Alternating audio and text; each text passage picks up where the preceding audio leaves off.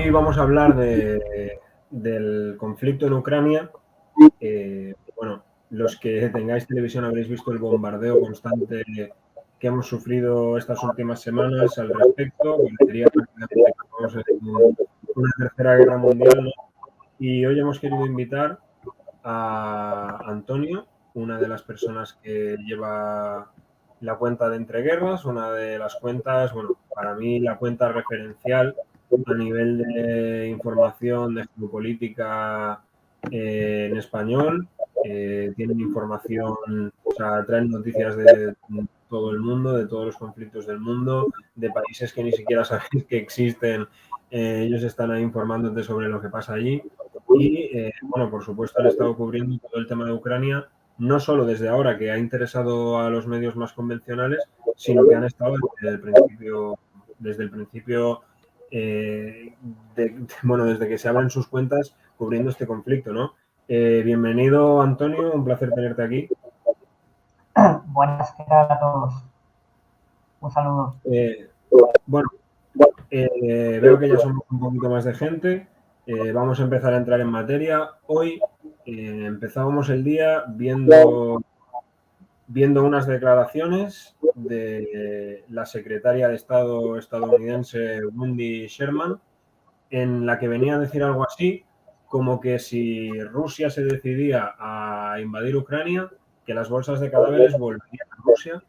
Esto es en respuesta a una rueda de prensa que tuvo Putin hace algunos días, en los que vino a dar unas declaraciones similares, diciendo que si la OTAN ponía en jaque los intereses rusos, ellos intervendrían. Cuéntanos, Antonio, ¿qué es lo que está pasando en Ucrania? ¿De dónde parte este conflicto? ¿Cuáles son los intereses que tienen estos bloques en ese país?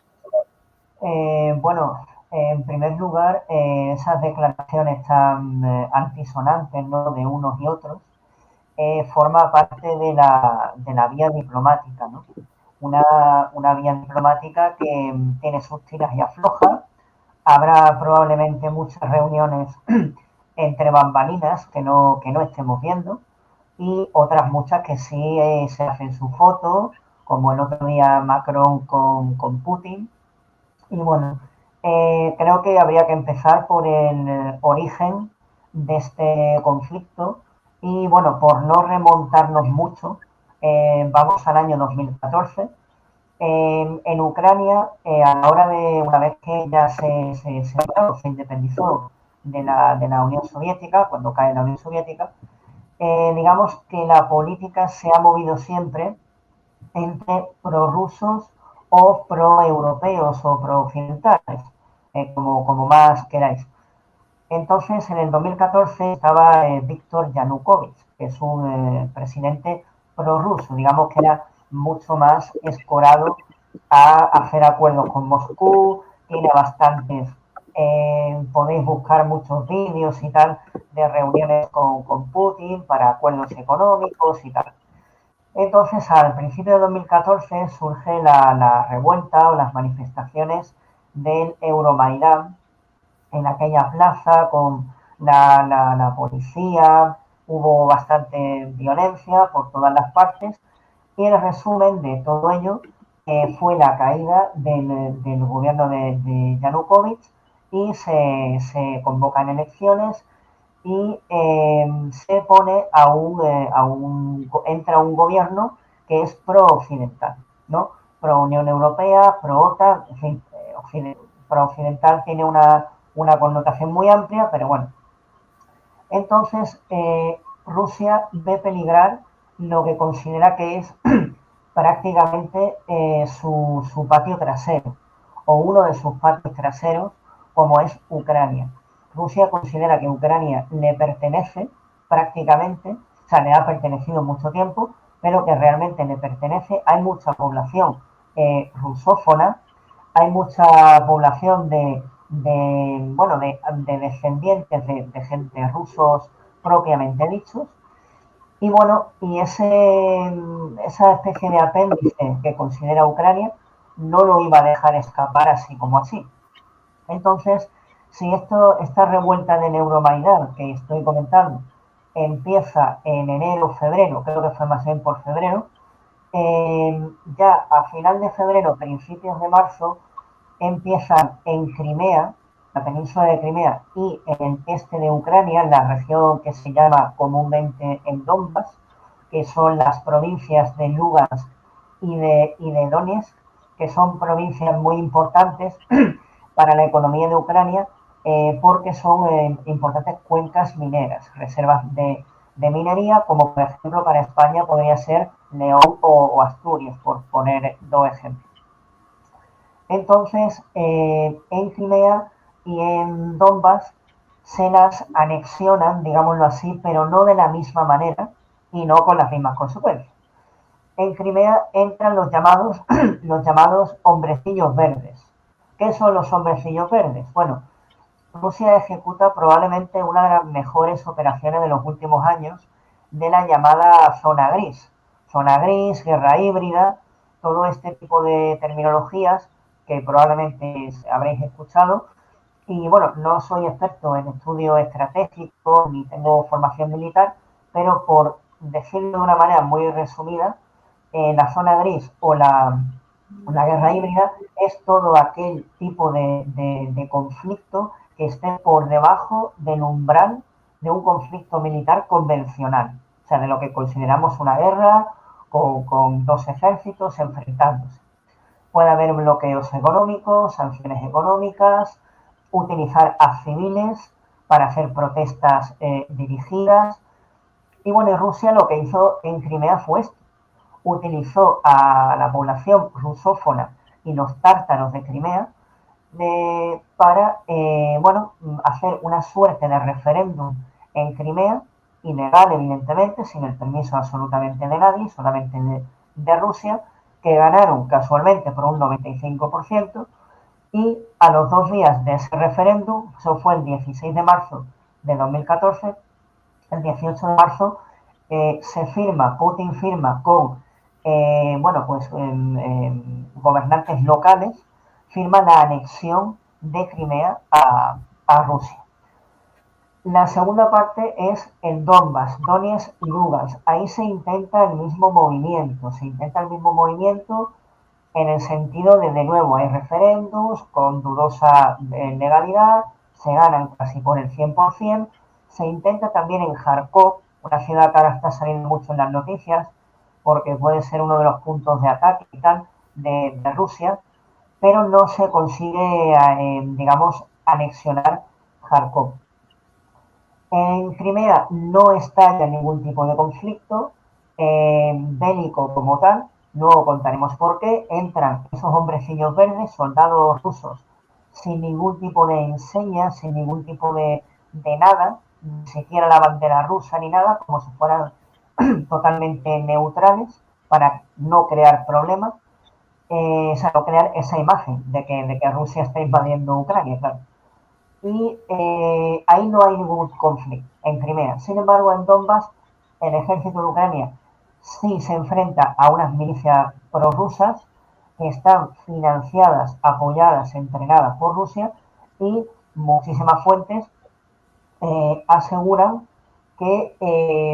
bueno, que incluso hubo soldados rusos en terreno del este de Ucrania. O sea, no solo fueron ciudadanos de Ucrania financiados o armados por Rusia, sino que realmente el ejército ruso intervino como tal en esa guerra del este de Ucrania. Y por Déjame hacer sí, una pausa aquí, que quiero, iba a terminar ya, o sea que me has parado justo a tiempo. Vale, Vale, vale. perfecto.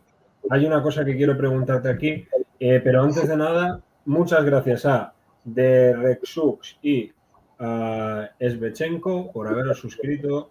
Hemos empezado el directo y ya habéis hecho un tren del hype, así que muchas gracias. Y para los que acabáis de entrar, he visto que habéis entrado bastantes personas de golpe, estamos haciendo un pequeño repaso primero de los orígenes y del conflicto de Ucrania, de lo que ha sucedido previamente. De lo que hablábamos, Antonio, Sí, repúblicas de Lugansk, de Donetsk, eh, Crimea, has hablado de los referéndums que se hicieron, has hablado de la intervención del ejército ruso allí. Yo quería preguntarte, cuando se dan estos referéndums, ¿por qué Crimea, bueno, por qué Rusia decide anexionarse a Crimea, creo que es un poco el baluarte, ¿no? Como nosotros, un poco la punta de lanza que rompe ese conflicto y que marca una pauta a seguir para el resto de, digamos, zonas prorrusas, y sin embargo no se anexiona Lugansk o Donetsk. Bien, para empezar, como muy bien has dicho, Crimea es un poco el baluarte de Rusia. Crimea ha pertenecido a Rusia prácticamente todo un enorme tiempo de periodo histórico. Tan solo fue del Imperio Otomano y ni siquiera del Imperio Otomano. Desde 1400, hablo de memoria, 1441, 50 y algo, existió el llamado Kanato de Crimea.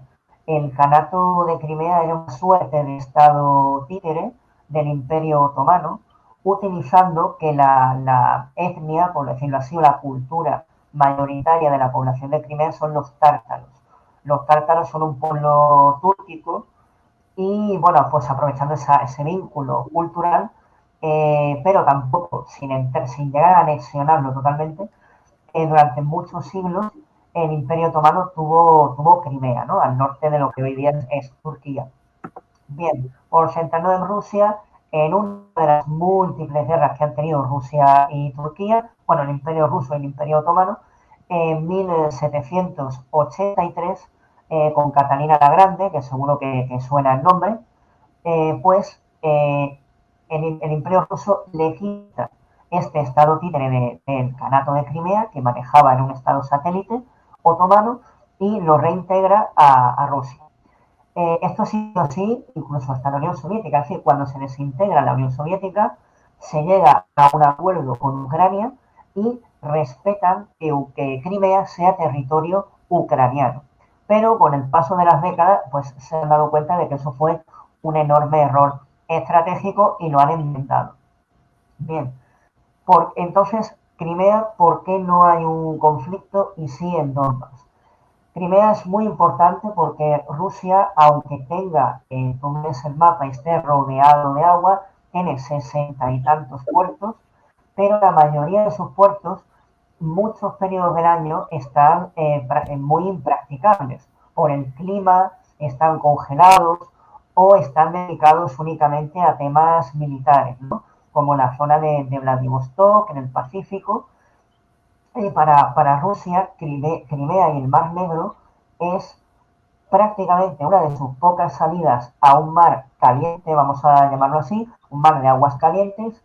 Y no solo eso, está el estrecho del Bósforo al lado, que sale al Mediterráneo, está el canal de Suez al lado, bueno, al lado, relativamente al lado, y es una forma de entrar desde el Mar Negro a las vías comerciales marítimas a nivel mundial. Entonces, lo primero que hizo Rusia cuando se anexionó Crimea fue colocar submarinos nucleares en el puerto de Sebastopol. Entonces, como diciendo, bueno, esto me lo he llevado yo y ahora a ver quién es el guapo o la guapa que me dice que esto no me pertenece. Sin embargo, en el Donbass, en primer lugar, no quedó muy clara la anexión de las dos provincias. Es decir, ahora mismo lo que tiene medio anexionado Rusia es la mitad de las dos provincias, no es la provincia en su totalidad.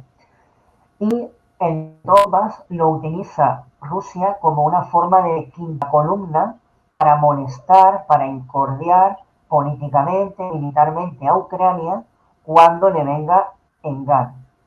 Es decir, Crimea es absolutamente territorio ruso y así lo considera Rusia, tanto como si fuera Moscú. O sea, ahí no hay duda ninguna.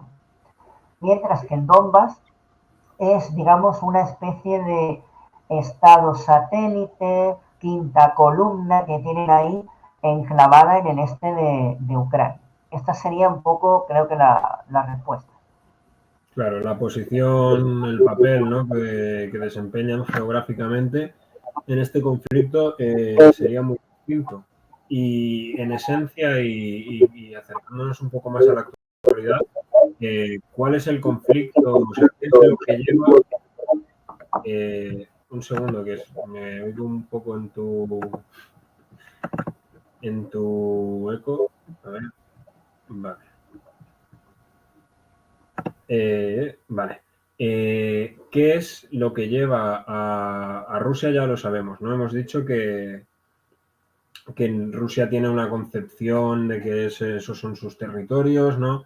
Durante muchos años, durante el Imperio Ruso y de una forma sustancialmente distinta, pero que sí que acentuó un conflicto con la caída de la Unión Soviética, también tenían una cierta relación, una relación muy estrecha, Crimea y Rusia, y entendemos se conoce la justificación, ¿no? De que, digamos, que se le ha perdido a Rusia en Ucrania, pero ¿qué es lo que lleva a Estados Unidos a disputar un conflicto y a desplegarse militarmente más de 9.000 kilómetros más de 9.000 kilómetros de su territorio nacional? Bien, para empezar, el despliegue de Estados Unidos tan lejos tiene que ver con los compromisos con la OTAN. En primer lugar, Estados Unidos es el principal país que financia la OTAN y luego tiene un compromiso, muchísimos acuerdos de seguridad con Polonia, con las repúblicas bálticas, con Ucrania, pues como estamos viendo, para no molestar mucho a Rusia, lo hace quizá de una manera más civilina, pero también tiene acuerdos con Ucrania. Entonces, y no podemos olvidar que es cierto que Rusia está haciendo todo este tipo de maniobras dentro de sus territorios, excepto en Bielorrusia, y porque así el gobierno bielorruso quiere.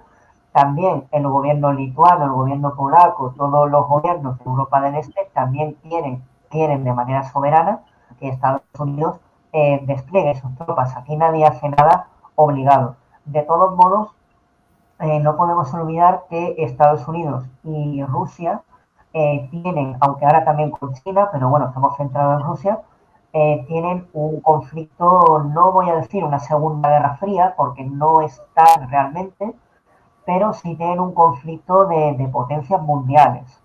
Entonces, chocan en este momento en el este de Ucrania, por motivos que después voy a explicar, y el despliegue tan lejano en Estados Unidos, yo, bajo mi punto de vista y de los compañeros nuestros, pues es el tema de la OTAN, principalmente, y la disputa de geopolítica entre potencias con Rusia.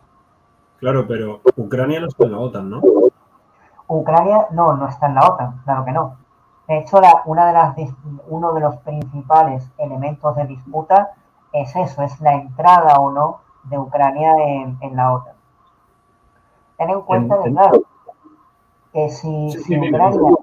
si Ucrania entrara en la OTAN, estamos hablando de que entraría en la OTAN un país que a ojos de Occidente, a ojos de la OTAN, tiene Crimea y el este de Ucrania ocupados de maneras diferentes, como ya hemos visto, por Rusia. O sea que automáticamente, por la carta del artículo 4 o 5 de la OTAN, no recuerdo cuál era, el de la defensa mutua, que si atacan a un país de la OTAN, se supone, esto tiene muchísimos matices, pero bueno, se supone que todos los demás países deben defenderlo. Estamos hablando que sería dejar entrar a un país que ya de entrada automáticamente, en el momento de entrar, ya está bajo una ocupación en algunas zonas de su territorio.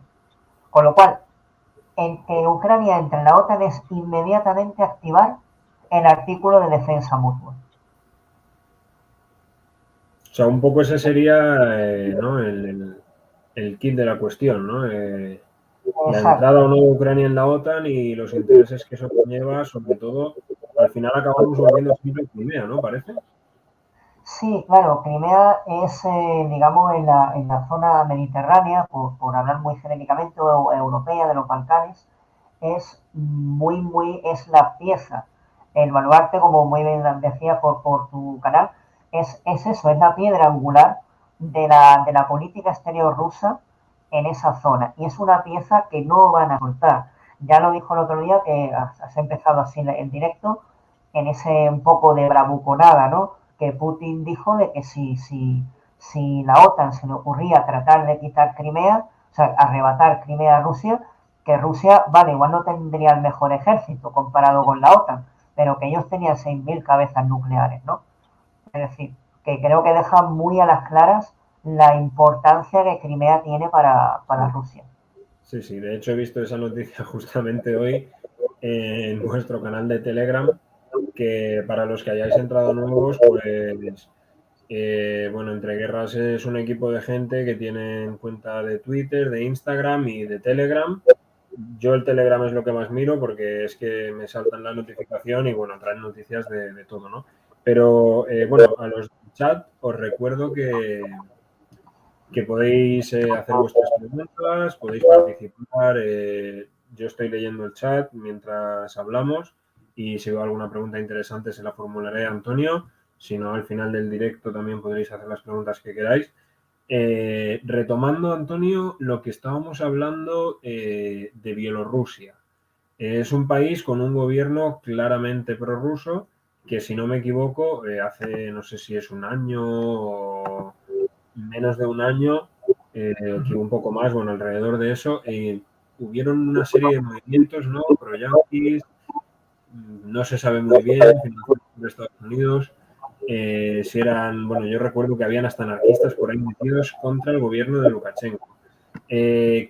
Aparte de Bielorrusia, qué otros actores o qué otros conflictos están jugando un papel también bueno, en el despliegue de las fichas, ¿no? Del ajedrez que se está jugando en Ucrania? Hemos visto conflictos en Siria, conflictos en Armenia, que en esencia también estaban disputando, ¿no? Un gobierno favorable a Estados Unidos frente a un gobierno favorable a Rusia, o han forzado en cierta manera un cambio en ese sentido. Hemos visto hace poco lo que ha sucedido en Kazajistán y en general bueno, en toda esta zona, ¿no? De Oriente Medio, digamos, la ruptura en la que se Europa de Asia, esa línea es un punto bastante conflictivo.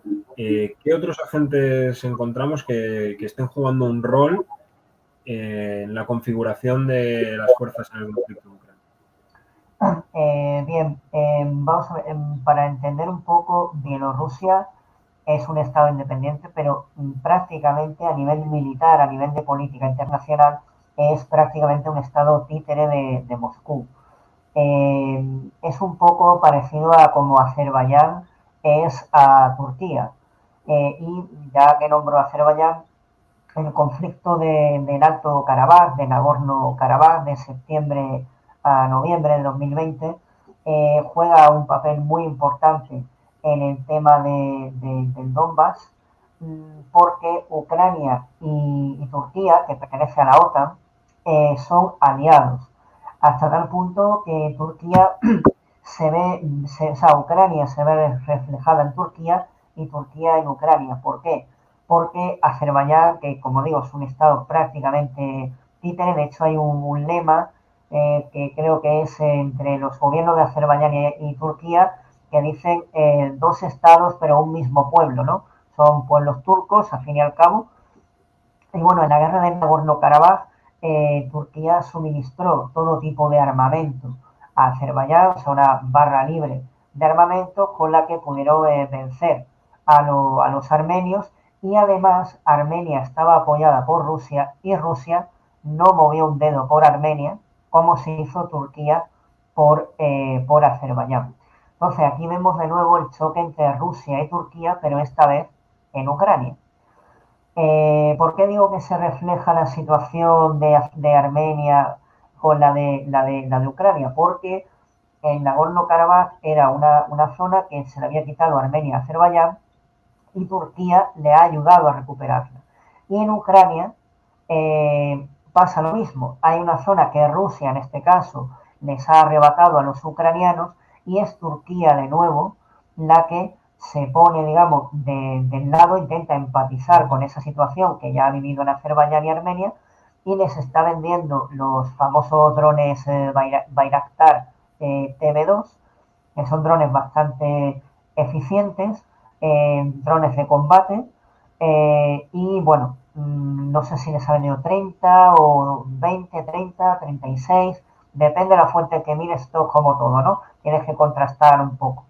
Y bueno, eso por un lado. Después, a nivel internacional, de otros actores, yo pienso que Rusia se ha envalentonado por varias cosas. O sea, Rusia lleva muchos años, puedo decir 10 años, 12, 15 años como mucho, que Rusia considera, tiene la percepción de que el mundo no la respeta con la fortaleza que se ve a sí misma, sobre todo a nivel militar.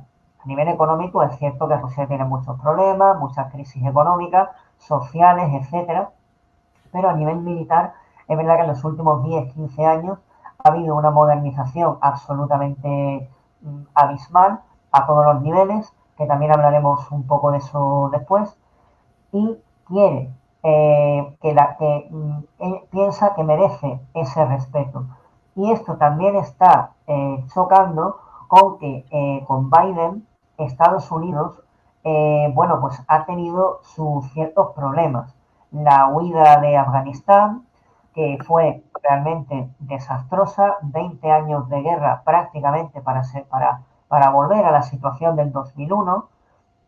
Biden, hemos pasado, porque bueno, un presidente o presidenta es la imagen de la fortaleza o debilidad de un país. Al fin y al cabo todo es publicidad y tal.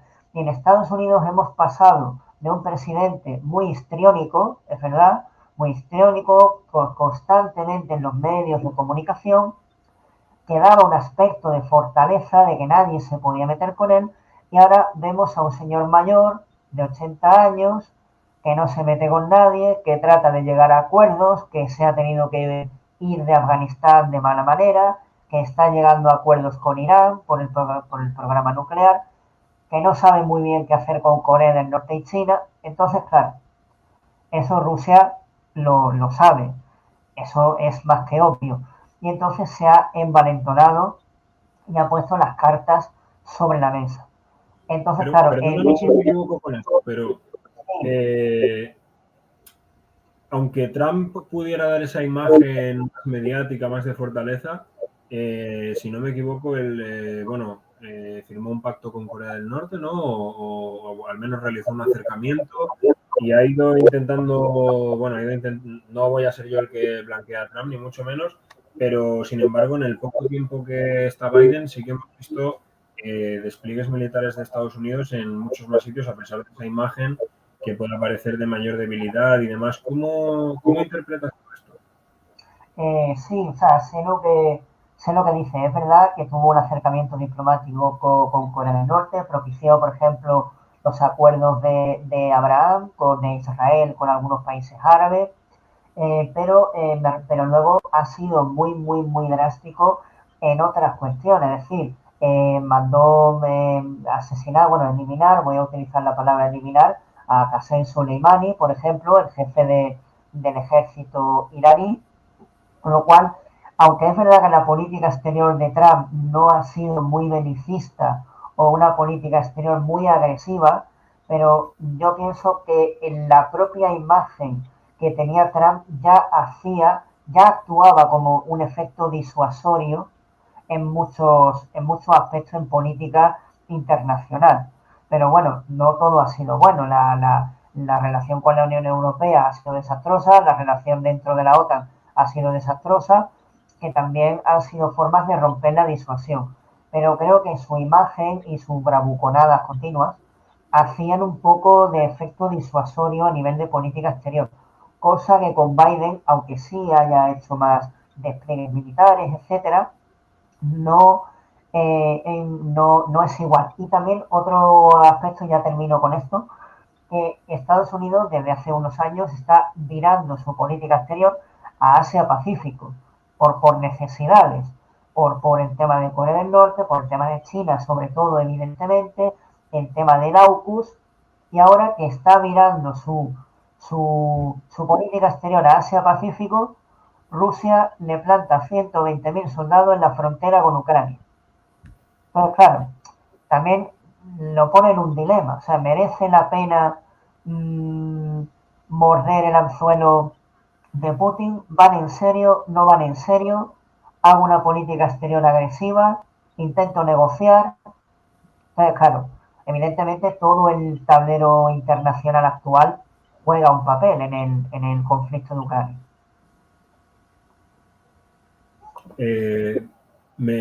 O sea, tú digamos que dirías que el agente iniciador de esto consideras que es Rusia.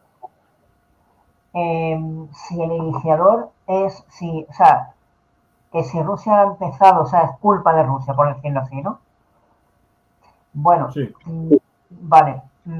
Sobre eso te puedo decir que Rusia lo que está haciendo es intentar solventar dos de sus necesidades geopolíticas que históricamente ha tenido, ¿no?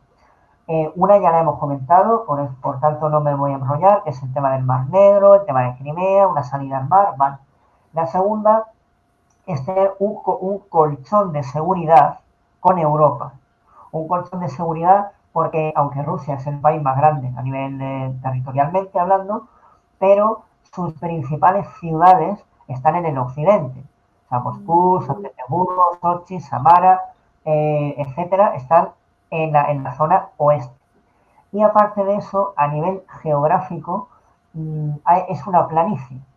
O sea, no hay prácticamente monte, no hay lugares escarpados y Rusia ya ha visto, aunque esto nos pueda sonar a hace siglos, pero la batalla de Poltava con el Imperio Sueco, la invasión de la Alemania nazi, la batalla de Borodino con Napoleón, todo eso que nos parece tan lejano sigue en el pensamiento de los estrategas militares rusos. Y esa expansión de la OTAN hacia el este la ven como un peligro para sus fronteras y para sus principales ciudades.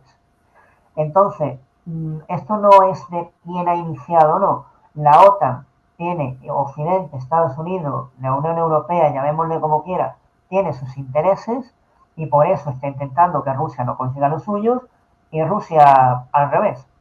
Esto es una partida de ajedrez. Claro, ya ahí surge el choque, ¿no? Exacto.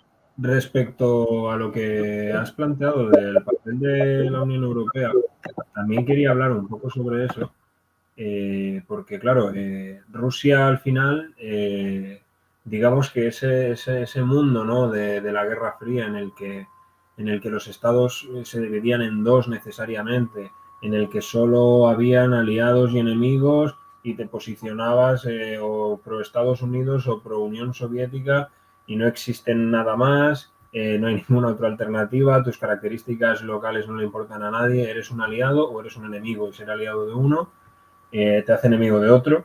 Esa dicotomía se rompió y vemos una Rusia que se ha acercado a Europa, una Rusia que comercia cada vez con más países del mundo y una Rusia que, bueno, en definitiva, si no me equivoco, es el principal exportador de energía a Europa, ¿no? Que por eso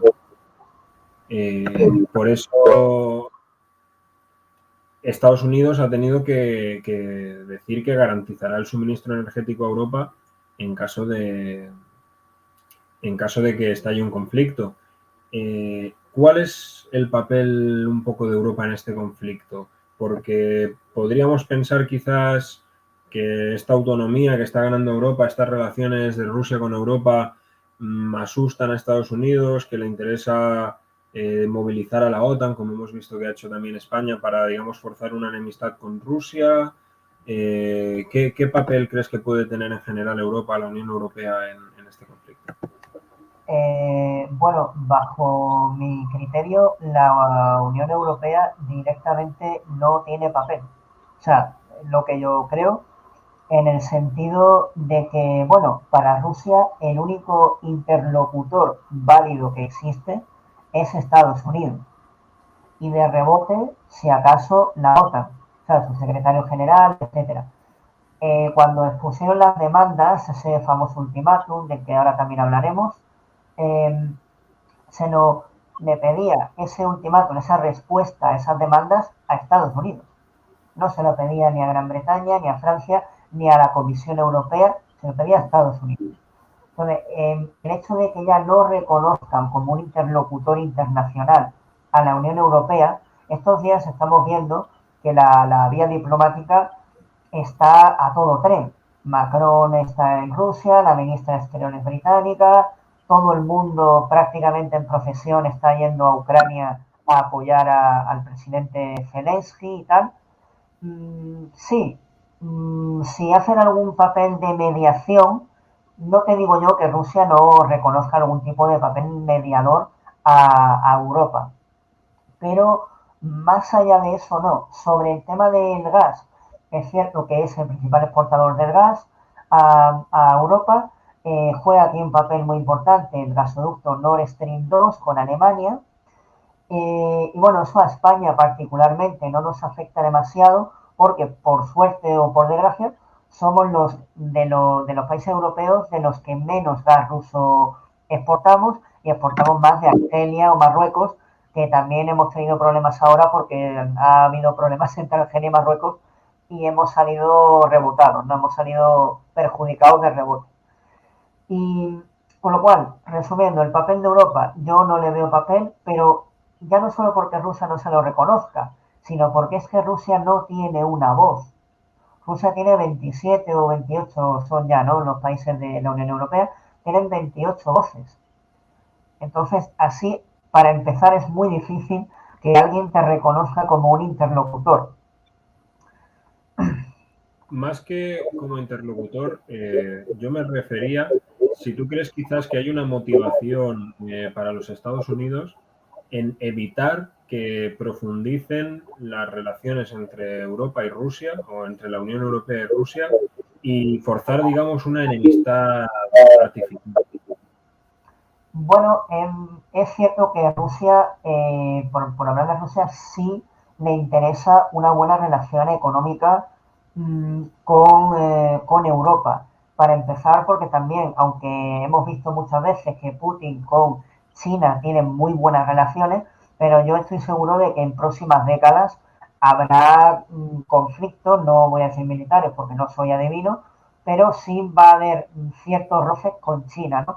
Con lo cual, te vengo a decir que a Rusia, cuantas mejores relaciones económicas y diplomáticas tenga con Europa, mejor. Ahora, como tú comentas, que Estados Unidos quiera torpedear esa relación, sinceramente yo no lo veo de esa manera y veo que está todo bajo el paraguas de la OTAN y que Estados Unidos deshace y deshace, eso es totalmente cierto en la OTAN, y que Europa no tiene una voz unificada. Europa debería tener una voz unificada no solo ante Rusia, sino ante Estados Unidos también y ante cualquier actor. O sea, eso ya no es una cuestión de Estados Unidos solo. Habiendo hecho ya un repaso, hemos visto los orígenes, las causas, el conflicto en sí, hemos visto cuál puede ser el papel de los distintos actores. ¿Crees que en base a lo que hemos visto va a haber una guerra? ¿Interesa que haya una guerra? ¿Es humo lo que nos venden los medios de comunicación? ¿Qué opinas tú? Bien, va a haber guerra, evidentemente, si la vía diplomática fracasa. Rusia ha hecho una serie de demandas que yo las resumo en tres, que las demandas son la no expansión de la OTAN, muy especialmente Georgia y Ucrania, no desplegar armamento intermedio y sobre todo misiles balísticos de largo alcance, los ICBM, porque claro, tú imagínate que se despliegan este tipo de armamentos en Ucrania o se despliegan en Letonia o Lituania, ¿no? Pues Moscú estaría, pues no te sé decir exactamente, pero probablemente estaría a minutos de un misil balístico intercontinental. Es decir, ese riesgo a la seguridad de sus principales ciudades no la puede asumir Rusia, del mismo modo que si Rusia pone en Kaliningrado, pone esos mismos misiles que estarían a minutos de Berlín o de París, Europa no puede aceptar eso. Esto no es una cuestión política, es una cuestión geoestratégica. En geopolítica, bajo mi criterio, creo que es todo muy neutral, muy neutral. Entonces, las mismas amenazas y las mismas necesidades tienen todos los países. Y por último, lo que quiere es volver a un estatus de la OTAN de 1997. No que se vuelva atrás en el tiempo, de que los países que se han ido incorporando se vayan, pero por lo menos que haya una reducción militar de los países que se han ido incorporando a partir del 97. Con lo cual, volvemos a esa necesidad geopolítica de crear un colchón entre Rusia y Europa, o lo que consideran la amenaza europea. Bien, ahora lo que puede pasar son 4 escenarios, repito, si hay guerra, que luego dirán, no, es que no ha habido guerra. Bueno, si hay intervención militar, eh, yo creo que se van a dar 4 escenarios. Puede haber un escenario georgiano.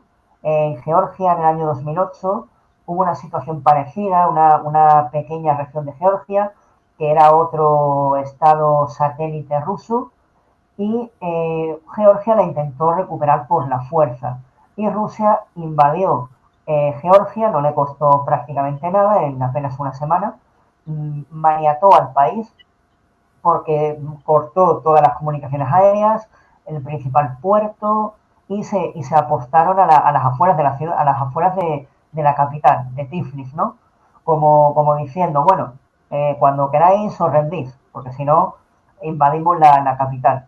Yo creo que puede haber una operación de este tipo, es decir, una especie de ataque militar, pero sin invadir el país.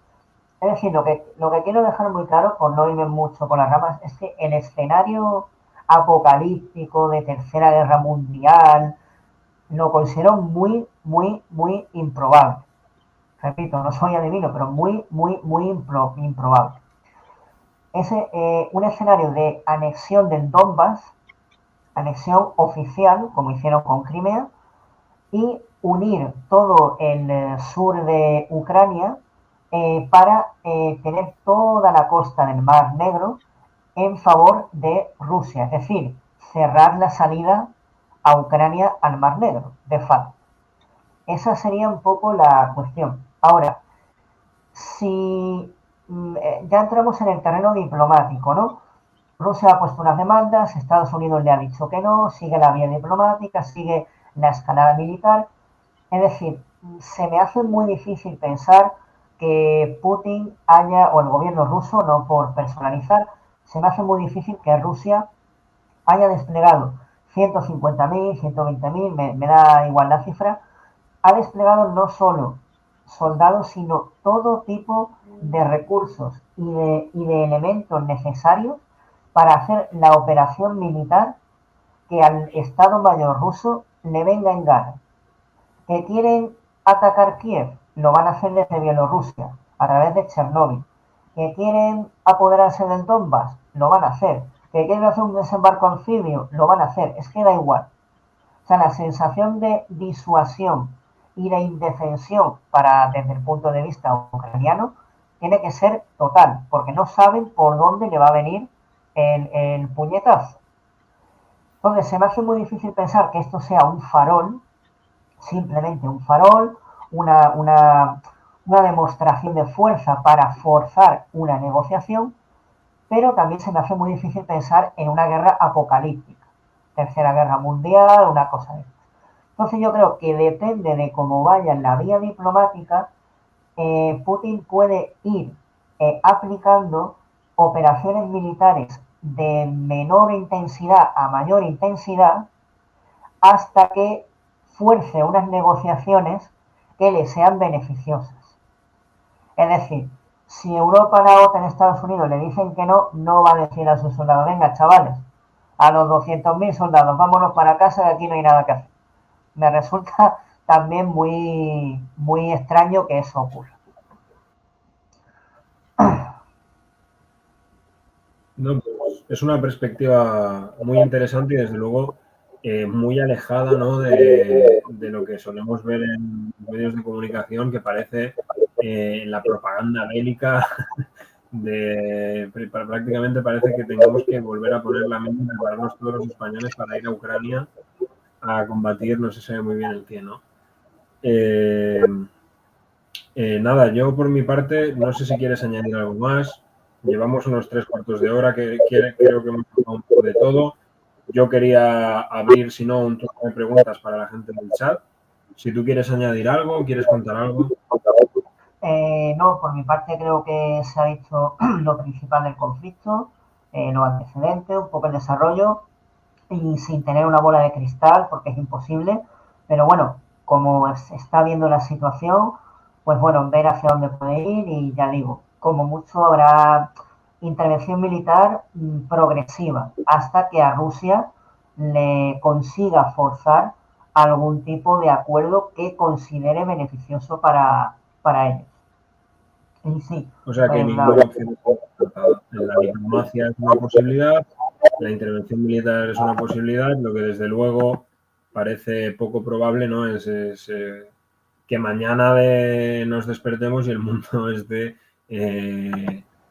prácticamente destruido, ¿no? Que es lo que a mí es lo que más me impresiona, quizás por el punto de vista de intentando sacar un medio de comunicación alternativo adelante de los grandes medios, con la cantidad de recursos que tienen, y la única conclusión que llegan es que mañana el mundo va a ser el apocalipsis.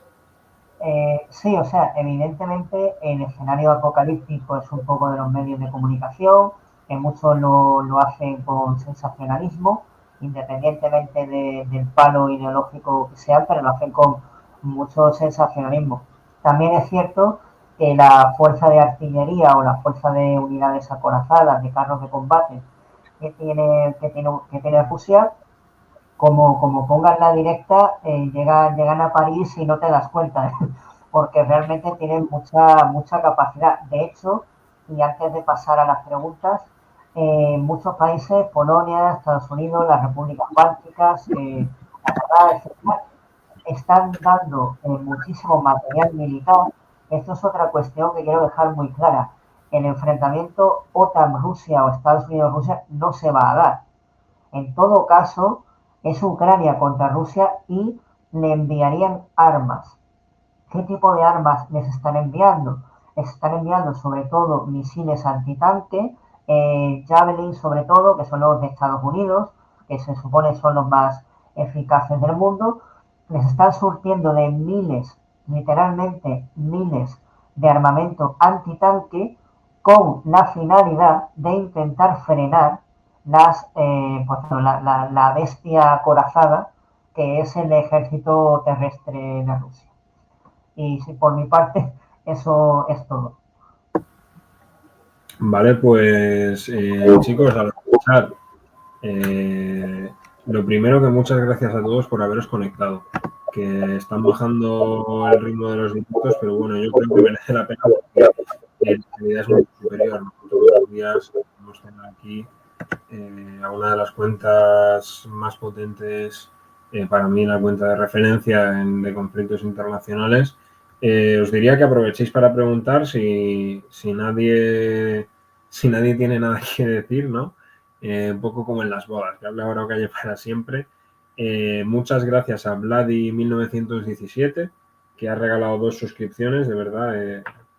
Tanta generosidad nos abruma. Mira, parece que sí que hay alguna pregunta. Aquí nos pregunta Badi9. ¿Crees que les interesa recuperar todo el espacio exsoviético, imagino refiriéndose a Rusia, y todo lo que era el bloque del este? Rusia considera todo el espacio exsoviético, los 14 o 15, 16 países que surgieron de la disolución de la Unión Soviética, lo considera, dentro de lo que cabe, parte de su país, ¿no? Entonces, por eso, en todo el patio trasero de Asia Central, en todos los estados, ¿no? Kazajistán, Turkmenistán, todos esos, trata de influenciar que ahí China le está disputando la tostada, le está disputando acuerdos comerciales y tal. Pero bueno, no creo, imagino que la pregunta es por lo que se ha ido diciendo estos días, un poco descontextualizado, de que Rusia o que Putin quiere volver a renacer el imperio soviético y tal. Eso me parece que no estamos en un momento histórico que suceden ese tipo de cosas.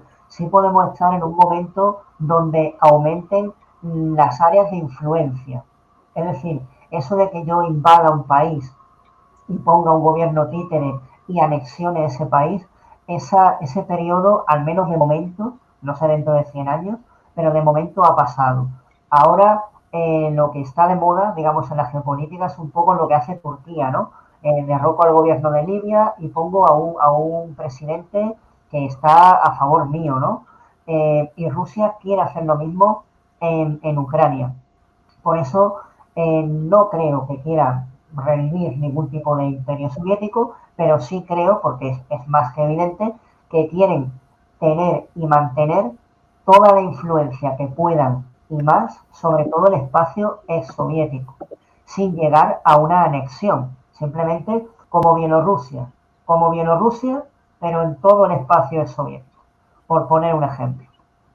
Claro, aparece en la actualidad este sistema como algo mucho más asequible, ¿no?, para las grandes potencias y bueno, y en realidad vemos que Estados Unidos también utiliza esta metodología de dominación, podríamos decir, con muchos otros países también. O sea que es una perspectiva muy interesante. Bueno, chicos, veo que no hay ninguna otra pregunta. Así que voy a ir cerrando el directo. Muchas gracias a todos por haberos conectado. Muchas gracias a ti también, Antonio, por las molestias, por tomarte el rato de venir aquí. Yo os recomiendo de corazón, no lo digo porque haya venido, no lo digo porque esté aquí delante de la cuenta de Entre Guerras. Yo la sigo, es buenísima.